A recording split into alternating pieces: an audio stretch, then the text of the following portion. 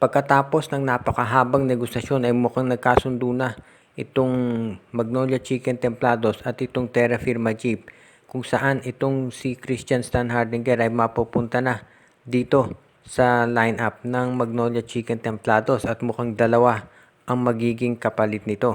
Ayon dito sa mga insiders sa kampo ng Magnolia, itong Terra Firma nabibili na nitong Star Horse Shipping ay pumayag na i-trade yung rights ni Christian Standhardinger dito sa Magnolia Chicken Templados, at ang magiging kapalit daw nito ay yung first round draft pick ng Magnolia pati itong si Calvin Abueva. Mukhang yaan na napagkasunduan ng Terra Firma at pati na ng Star Horse. Tandaan natin, itong Terra Firma kinakailangan munang humingi ng permiso mula dito sa Star Horse sa pag-trade ng rights ni Christian Standhardinger dito sa Magnolia, dahil Star Horse yan ang bibili dito sa Terra Firma. Kaya mukhang ganyan ang magiging sitwasyon ngayon. Itong Terra Firma at Star Horse ay pumayag ng i-trade yung rights ni Standhardinger dito sa Magnolia kapalit ni Calvin Abueva at ng isang first round draft pick. Kapag natuloy ang nasabing trade, magiging maganda to para dito sa Magnolia Chicken Templados, dahil alam natin kung anong kalidad meron itong si Christian Standhardinger. At yan ang dahilan kung bakit siya malamang mapunta na nga dito sa Magnolia Chicken Templados at kung bakit siya gustong kunin ni Coach Chito Victolero.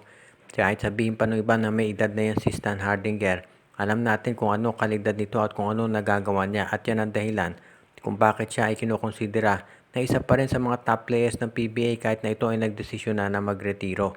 Pero maraming naniniwala na kapag maganda ang in-offer dito kay Christian Standhardinger ay maglalaro pa rin ito.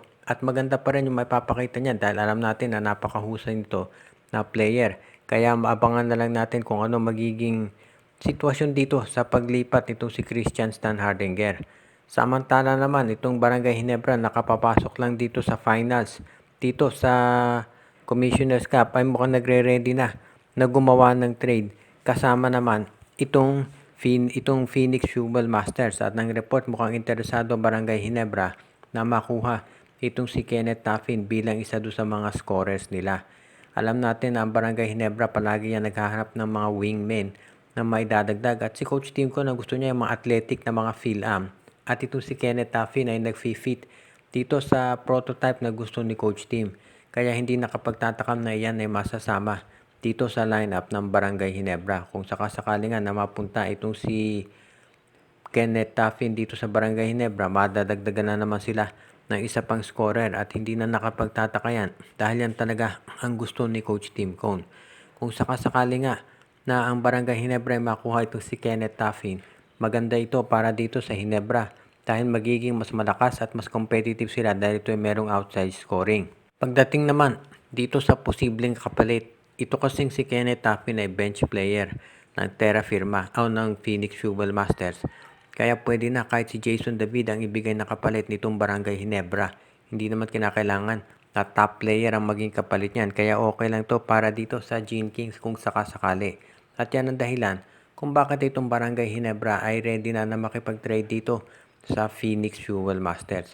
Kapag natuloy ang nabanggit na trade, masisiguro natin na magiging maganda ang resulta nito para dito sa Barangay Ginebra at hindi na sila mapag-iiwanan ng ibang mga teams pagdating dito sa pagpapalakas ng kanilang roster. Kaya asahan natin na sa mga susunod na araw magiging maganda yung announcement ng Barangay Ginebra pagdating dito sa pag-trade at pagkuha ng kanilang mga top players dito sa Phoenix.